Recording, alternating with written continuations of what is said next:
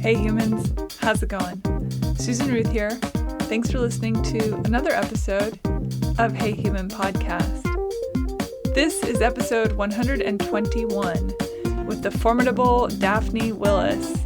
She's an artist, she is an activist for mental health, she is a friend of mine, she's a kick-ass singer, songwriter, performer, person. She is awesome.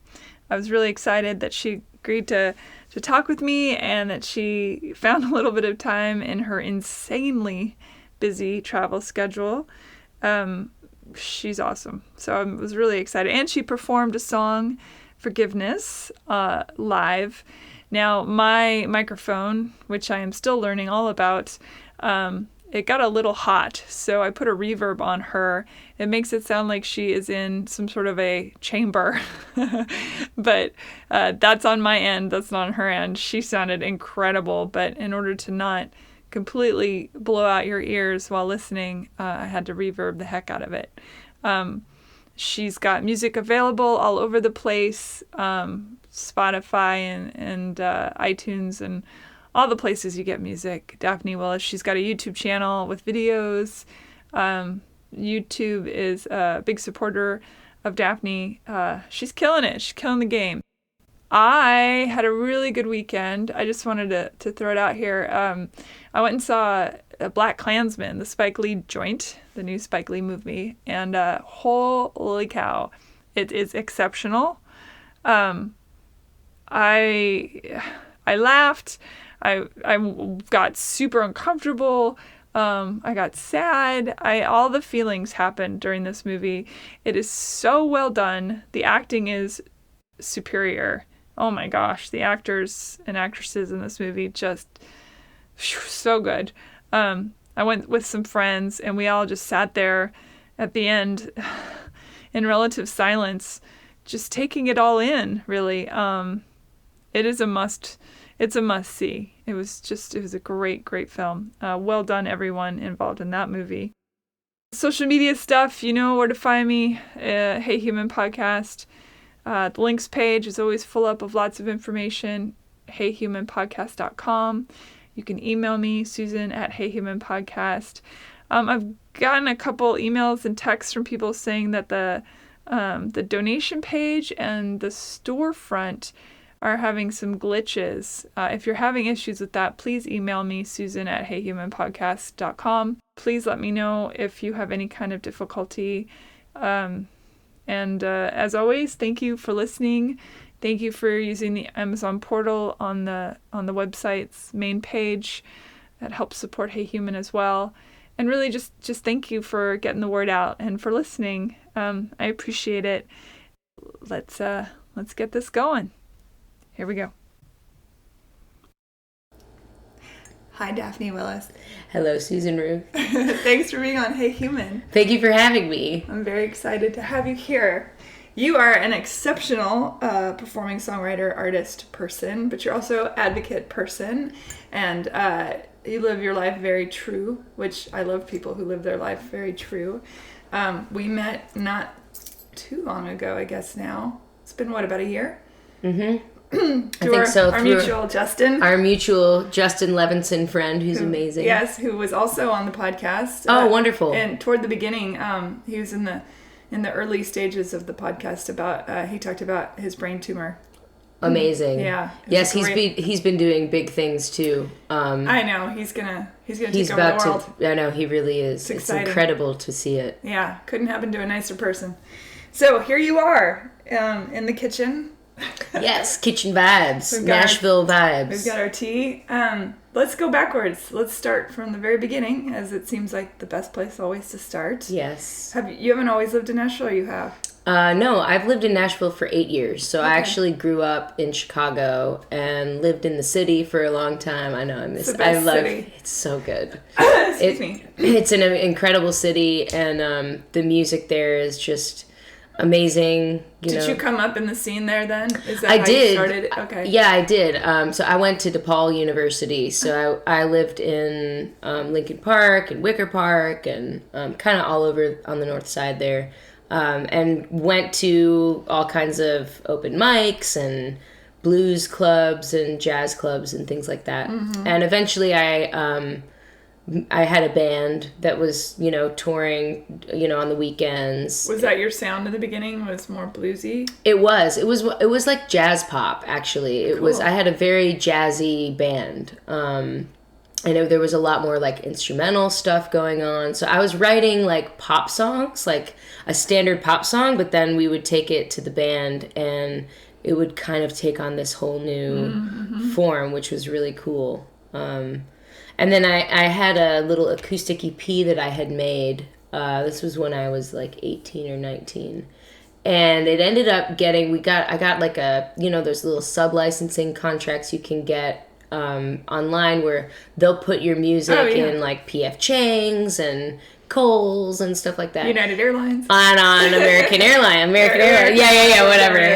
Whatever. And back in the day when you could, plug your headphones into the little armrest there, there was the president of Vanguard Records was on a flight and his iPod died, so he plugged his headphones in and he heard my song on the plane, and like they flew Gary Pachosa up, who's from here in Nashville, up to Chicago to see me with my band in like this little dive bar in Chicago. That is so and crazy. Then they signed me, and they were LA based. They're now part of Concord Music, which is a much larger. So how long were you on the Vanguard? And did they say we love it, let's change everything about it the way a lot of labels do, or were they? They did. They surely did. But it wasn't that they wanted to change me. It was just that they didn't feel like what I was writing on my own was like with the band, that it was really meshing well, which I honestly at the time kind of saw and agreed with to an extent. Sure. I loved the band so much though, and I love those guys. Did they want to I'm just gonna hit this little button so that we get our levels good.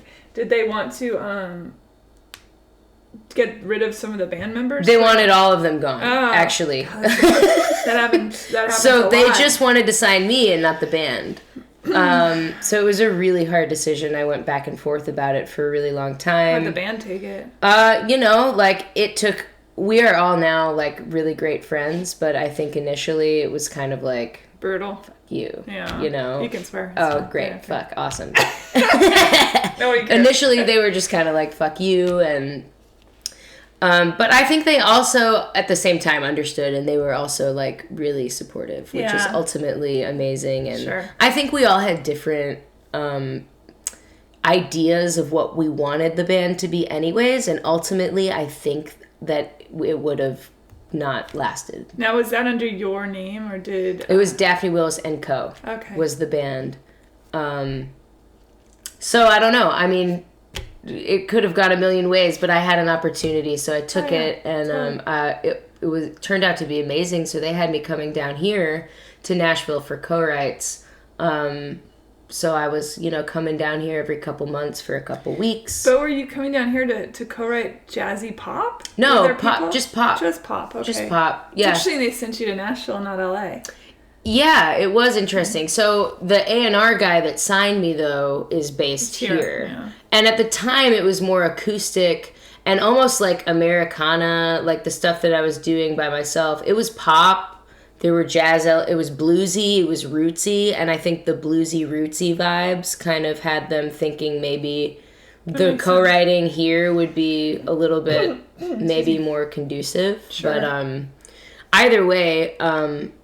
Gary Pachosa, who has won like 9 Grammys. He's worked with Alison Krauss and the Dixie Chicks and Norah Jones and a lot. Yeah, so I think that whole vibe, him and I really jived well. And we did some producing together, and he hooked me up with some other writes in town and producers in town. Yeah. And also the fact that with my age, being 18, 19, being able to just drive down here from Chicago made it also really, easy and more accessible. Makes sense. Than having to go to LA and... So 8 hours?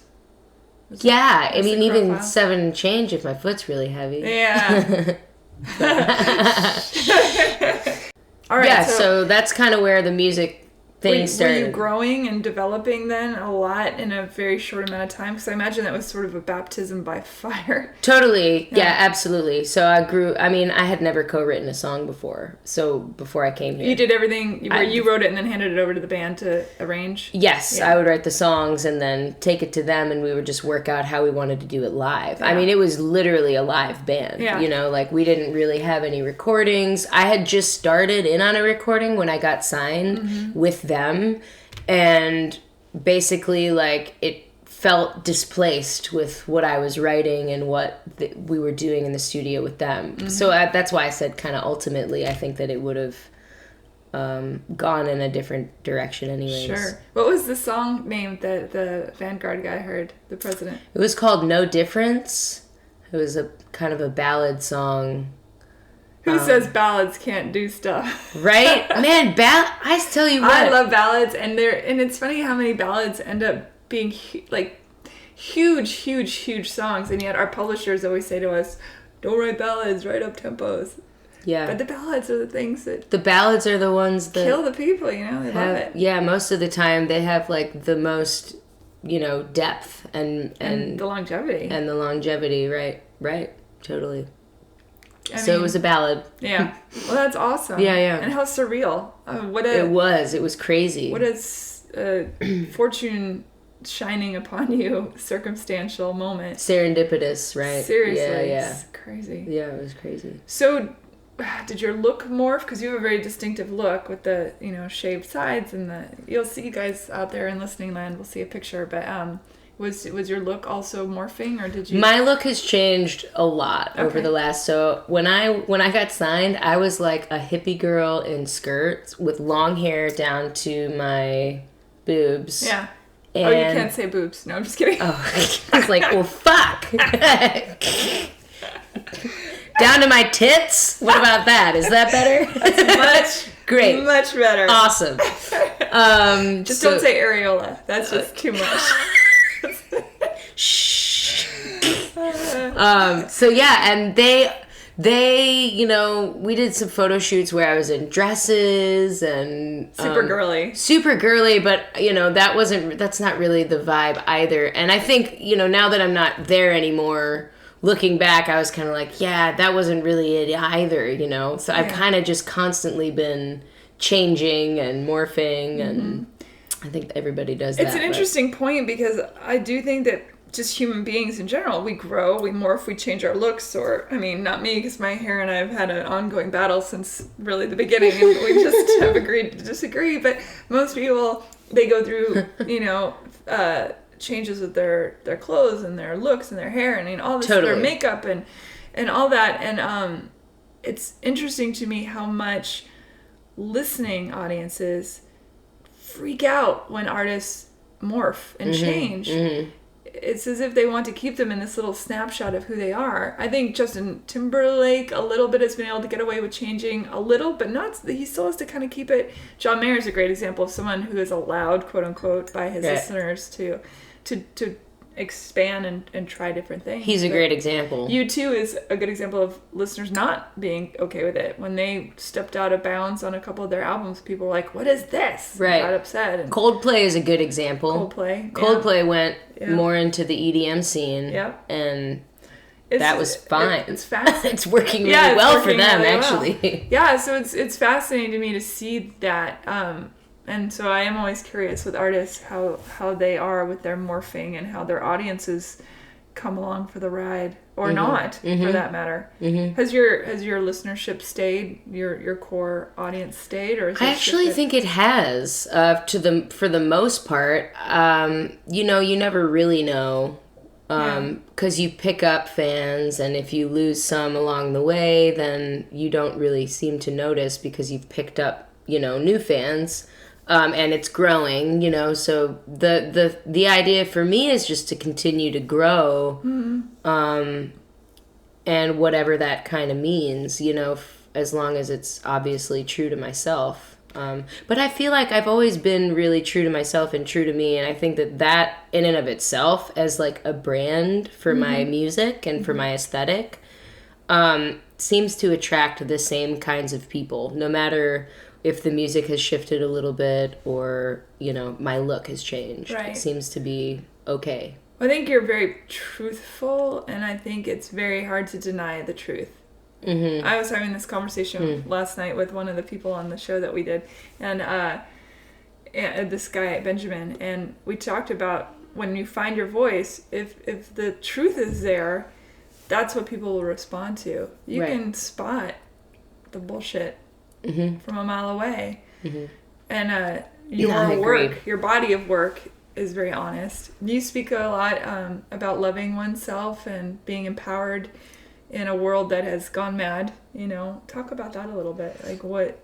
Yeah, I feel like that is something that has always been kind of a theme of my music, which is self-empowerment, and something that I've just always gravitated toward in music. Mm-hmm. I've struggled with mental health issues, depression, PCOS, which is it's polycystic ovarian syndrome, which is something that not a lot of people know much about, but Sounds it's painful. A hormonal hell and can cause all kinds of issues. Like, I mean, at one point I weighed 225 pounds, so I've lost 85 pounds. Wow, good for you. And that's from the hormonal... Yeah, that's the hormonal stuff. So when you get on the right meds and you change your lifestyle up. So I've had to make a lot of lifestyle changes, including being sober for almost 2 years now, which was also another battle that I fought for a very long time, which was, you know, self-medication.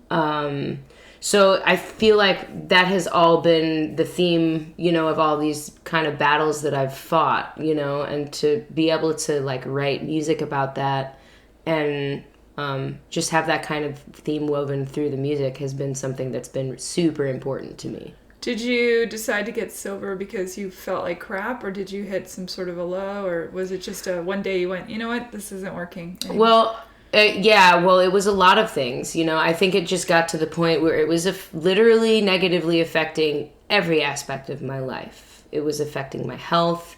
It was affecting my job. It was affecting my personal life. It was affecting my financials. And I kind of hit a point where I was seeing that I think it was really when I really took a step back and saw that I was hurting people that I cared about.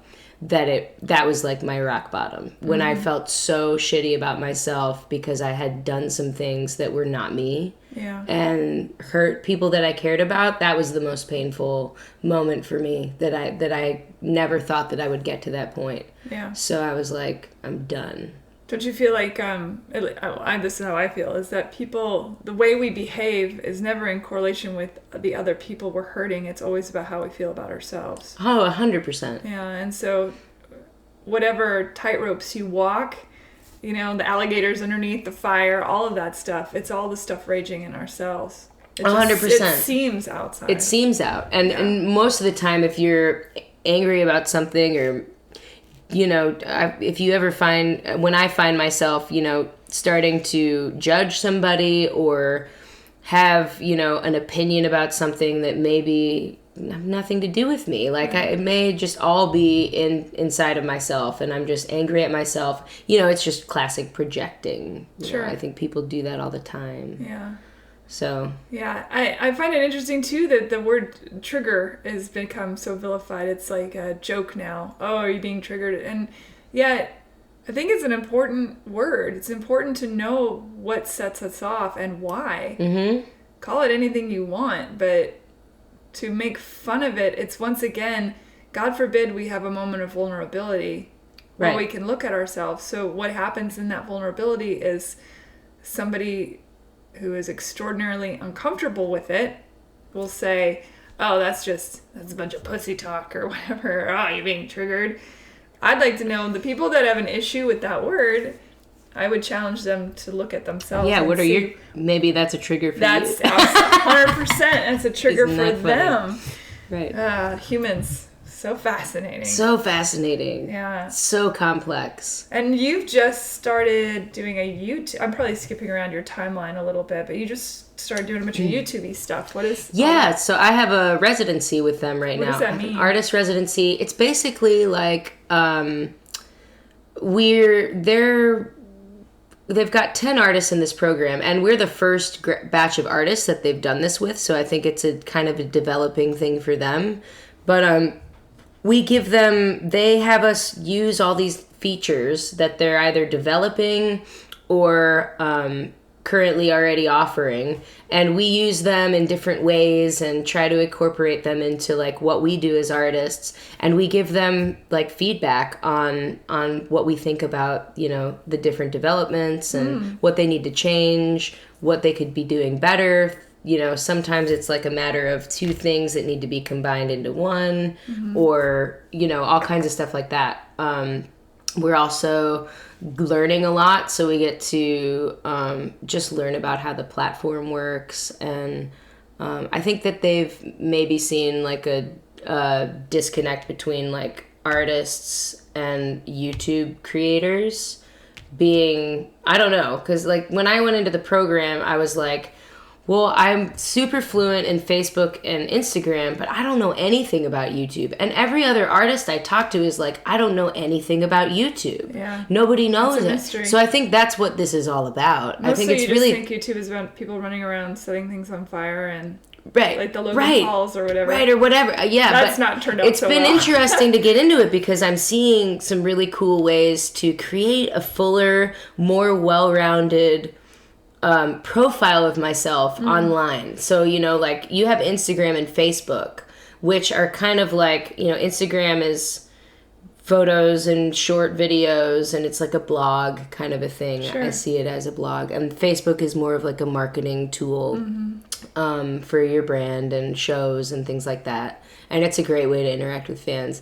But YouTube allows you to create content that may be another side of yourself, or maybe like, you know, just the way the playlists can work. You could have your music, you know, I have my music videos, my live music videos, and like the static picture ones that are just streaming the songs. But I could also make, you know, all a funny no, these are separate playlists. But they're all on my channel. On your channel. Right, on my channel. And then I could make other playlists, like I'm doing one right now called Freaks Like Me, that's all about mental health. Yeah. I want to do another one that's like a funny comedy one that could be like, I don't know, it could be anything. It could be like puppets. Sure. You know what I mean? It could be anything. Well, that's interesting. Literally, you can create. I just had this conversation this morning with my friend David Meyer, and we were talking about, I said, you know, I've got Hey Human, but then I've got my music, but then I have these other things that I do for other people that are visual, you know, right. And so would it be confusing of the brand to have them all on the same channel? So it's interesting that's what YouTube is for, so to me. So no, you wouldn't want to do that on your Instagram or on your Facebook because it is confusing. Right. But on YouTube, because you have channels, or because you have playlists, rather, you can kind of create this full archive for your fans to just, if they love you, they want to know everything about you, they can go dig deep into your YouTube channel. That's really cool. See, you answered the YouTube question I had. YouTube's going to be very pleased with you right now. Well, it looks like the artist residency just paid off. Right there. So, in that moment. Yeah. No, it's been great, and they're so much fun, and they have given us access to the YouTube Spaces, which are technology hubs that they have all over the world. Wow. In major cities. So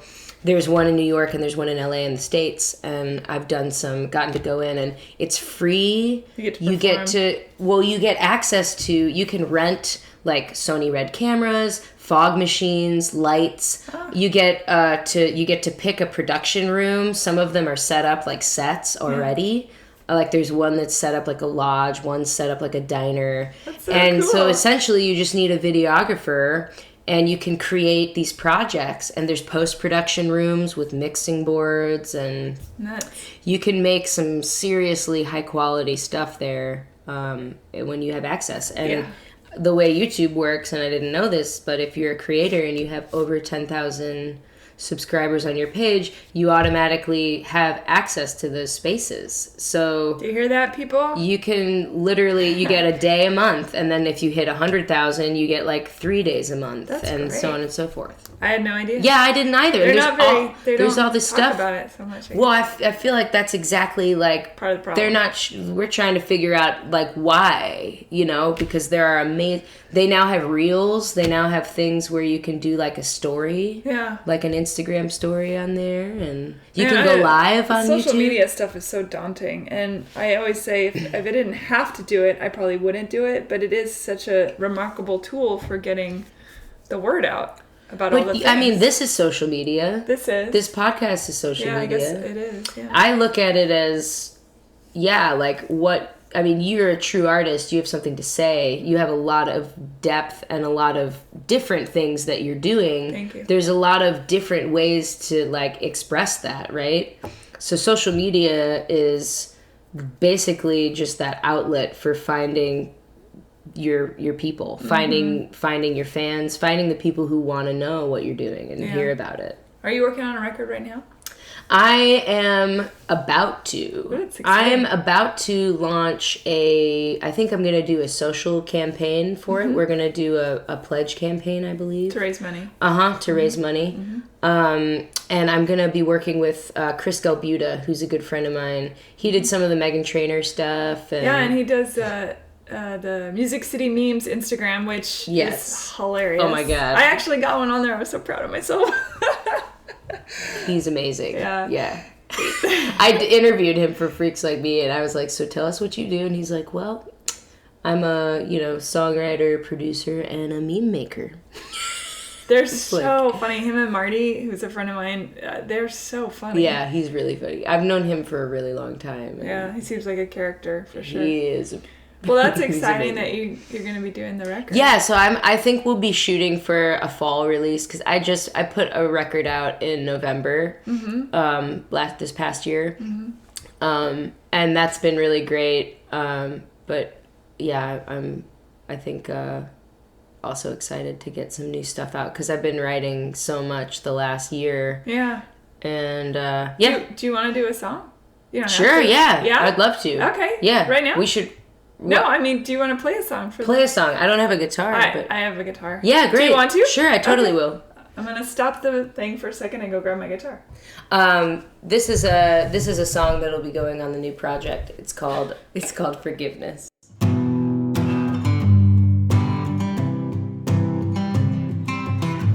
Calling out your name just to start a war. I don't even know what we're fighting for. We're standing in a battle, air is heavy metal, it's heavy metal. Calling out your name just to start a war, to start a war.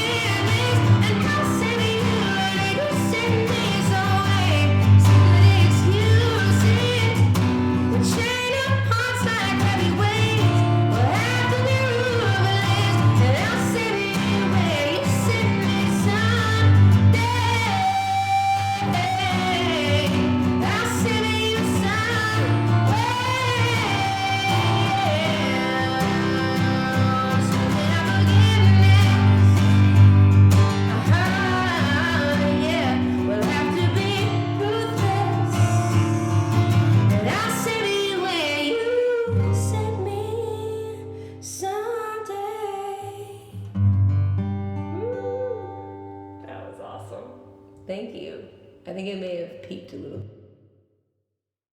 I'm excited about that. Thank you. Melodies. I love a great melody. Hard to beat that. Oh, and man. You don't get that a lot these days. It's hard. Yeah, it's not on the radio anyways. No. And it's fun. I like those long, elongated kind of melodies. Yeah. Nowadays, they're very short. You have a voice for it, though, too, which is Thank helpful. you for that. Well, thanks for that. So you said it's going to be an EP. How many songs? 5.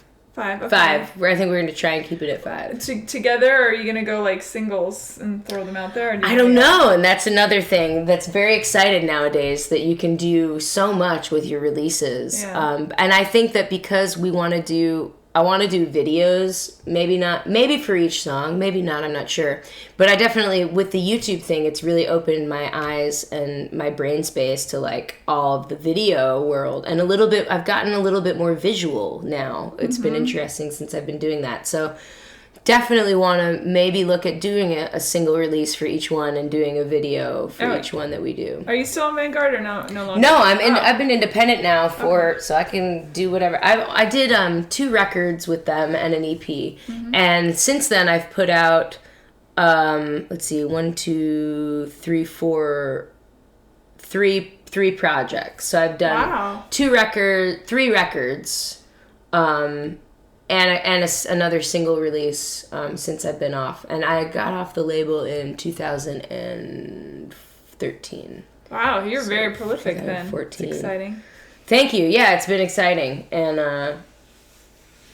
so I'm excited for this project. It'll be very fun. And you're going to you'll do a pledge. And do you have an idea of, it costs so much to make records. It does. I think... and the promotion, which is really the more important. The EP is going to cost, I think, around $20,000 to do it well. And to make sure everyone's comfortable. And I like to pay people, God forbid. God forbid. Like, just because it has to be like, I'm on a budget shouldn't mean like everyone else who's trying to make a living has to be on a budget. So I'm going to shoot for that. And then, I'd like to have a budget for videos, to make videos with the songs.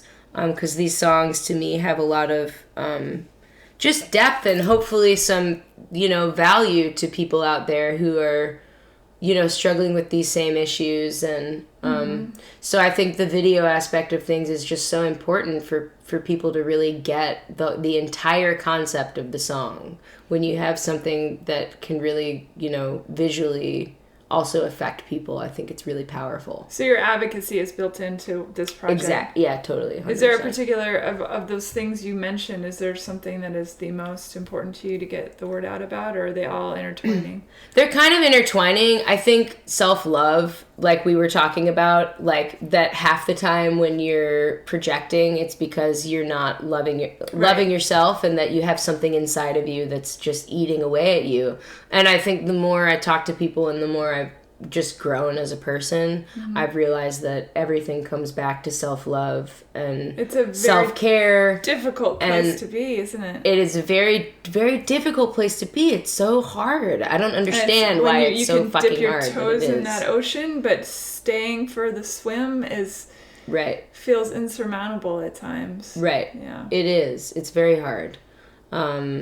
So I think and it's, it's also very therapeutic for me as well. This album, my albums are very, they're emotional for me. So I get a lot of growth out of them. And I've been really trying to push myself more toward being vulnerable, like very vulnerable. And I have, kind of taken a lot more steps to do that, I think, in the last couple of years. So I'm very excited. Yeah. Is it scary? Do more. It's terrifying. It's also like exhilarating and wonderful, and to look back on the last year of writing and the last year of releasing music, and I've just pushed myself really hard to put myself out there, like in a raw, real way, and it's very scary. But the results have been overwhelmingly encouraging. Sometimes I lose sight of that, and then I'll go back and look at this video that I released of someone from a year ago that has now gotten over 18 million views and 450,000 shares on Facebook. Wow. And it was the most vulnerable song and the scariest thing I've ever done. And it's also been the biggest thing. There's that truth again. Exactly. Totally that truth, man. It's crazy. What was it about it that was so scary? What is the subject of that song? The subject of the song is mental health and mental illness and homelessness and alcoholism and drug addiction. And have you been homeless? No, but my brother has. Yeah. And he has, for his own privacy purposes, I don't go too deep into it, but I will talk about it a little bit. But just knowing and seeing all of that has really impacts it will impact anybody, I think, and just how painful that can be to see. And so I wrote a song with my friend Jen Bosick, who also has a brother and has some serious some similar experiences with these issues, and I've obviously experienced drug addiction and mental health issues. So it was like all this stuff that's so painful and hard for me wrapped up into this little song. And I was at the studio, and my friend Tyler, who co-produced the song with me, was like, we should make a little video of this moment. And we did. And I had no idea. So I just put the video out there. It's just a little black and white, me singing the song. And is this the Tyler I know, Tyler Kane?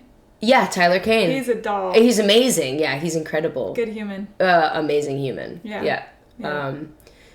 And so I put it out last February, literally a year ago.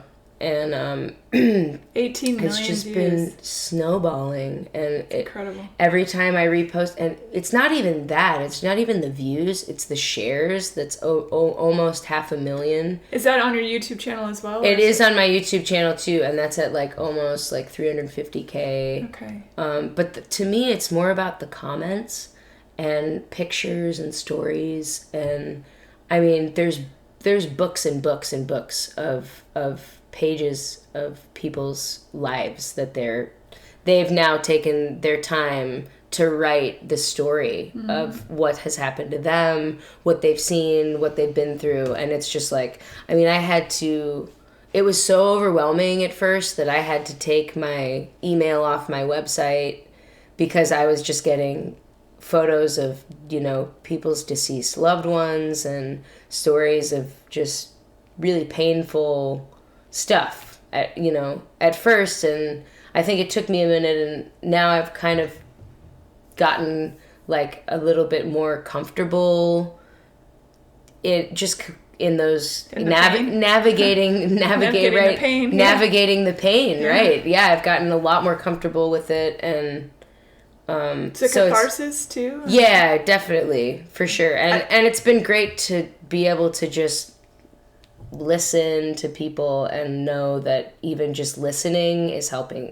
I don't have to have an answer. I don't have to even have the right thing to say back. It's just literally they're just fucking saying their truth, man. It's all about the truth, and that's what it's been about. I actually made a support group on Facebook called the Daphne Willis Support Group, and it's almost there's 1,000 people in there. I don't advertise it. It's all just kind of word of mouth, and people in there are posting about, their inpatient hospital experiences, rehab experiences, and daily. I mean, everybody's talking daily, and if someone's having a rough day, some of the other people in the group will text each other or message each other. It's wonderful. It's really wonderful. Yeah, it's been amazing. I think one of the most difficult things about being a human being is the loneliness. Yeah. You can be in a crowd of people, you can be with all your friends at a party. It doesn't take away that weird feeling that you're the only one on the planet that understands you or has lived your life, and so that empathic being that you've provided is really beautiful. Thank you. It's really beautiful. I had absolutely no idea. For me, it was because I felt the same way. I felt exactly the same way that everyone else who has commented is feeling. It's because we all feel it's been like yeah, it's been amazing. I don't know. It's just been incredible to see the support. So it's been really nice. Even a person who is, generally happy still has days where they're not. It's that's just part of being. Oh, of course. Us. Right. Absolutely. Yeah. It's nice to know you're not alone. That's right. And that was the song is called Somebody Someone, and that's exactly what it's about. It's about not being alone, and I could not feel less alone because of that song. It's just been like, wow, look at all these other people who have had this experience or who share this emotion and this pain. And it's really also this joy and also this happiness and also this, it's great. What was your drug of choice? Was it alcohol or alcohol was it and isolation? Alcohol, cocaine. Yeah, alcohol and cocaine. Okay. Yeah. And I smoked weed. I've been off of weed for like several months now. Mm-hmm. I was smoking weed, I think, a lot to help with the anxiety, but I feel like I've been in a really good place. I think it's just it's so funny how different everybody's healing process is, and how it just takes time to slowly. You have to work through your layers, it's layers, peeling back trauma and all the stuff that you were actually self-medicating for. Mm-hmm. I mean, those addictions don't just come out of nowhere for no reason. They're all deeply rooted in other issues and other things that you have to get to the bottom of. And you have to heal from the inside out, right? We are. I use the onion metaphor a lot because it's true. We are a layer upon layer upon layer of our experience. We are the reincarnate of ourselves, multitudes of experiences. Mm-hmm. We become and we are becoming. Totally. At all times. 100%. Yeah, it's fascinating. Yeah. How can people find you? You can find me online. So DaphneWillis.com, DaphneWillis.com. And then I'm on Facebook and YouTube and Instagram. Definitely on YouTube. Definitely on YouTube. Is that just your name on YouTube? It is, yeah. It's just always just my name. That's nice. On all those things. Way to be just you. Thanks. I'm just trying to be myself. You don't have to be Daphne Willis just 457 or anything. Well, I lucked out on the name. Daphne isn't. Yeah, you don't. It's not it's not like a common name. Yeah. Your parents must be really excited about. Oh, they're so excited, and I've been so lucky to have. I have the most incredible parents. They're very nice. I've met them a couple times. They're wonderful, and they've been so supportive and have helped me so much, very much.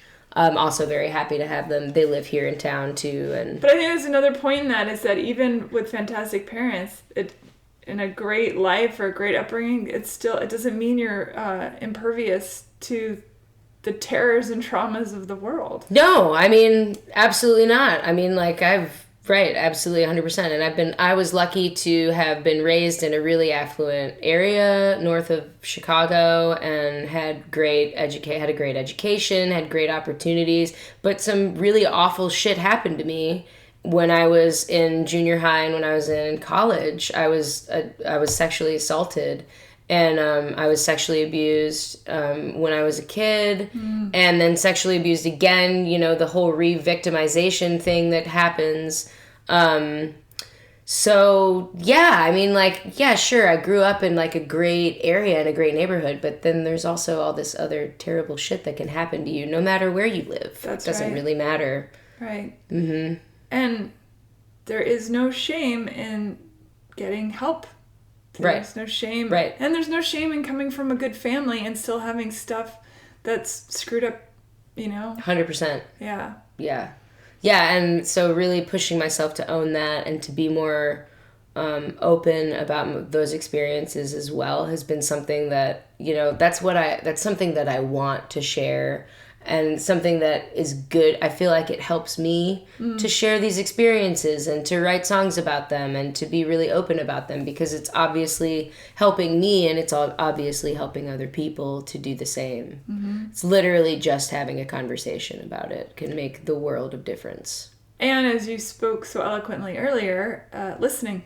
Exactly. Just being there and just listening. 100%. Yeah. And I do think, and I say this all the time on this podcast, is that by listening to what other people have to say, you know, you heal yourself too. Every time I sit down with someone and have a conversation with someone, a little piece of me heals up. I can, yeah. And like, you've been doing these for how long now?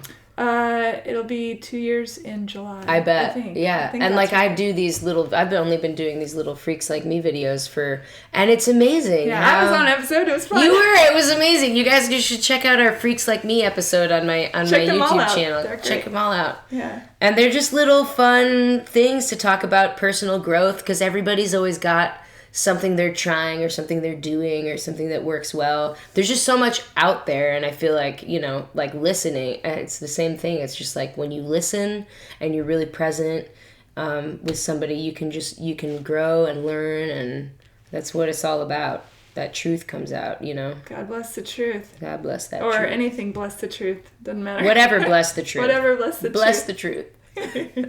Daphne, thank you. Thank you for having me. Absolutely. It was super fun. Thank you. I wish you all the success. Thank you very much. Likewise. Thank you. I'm so excited I got on. Yeah. Hey, human. Bye, everybody.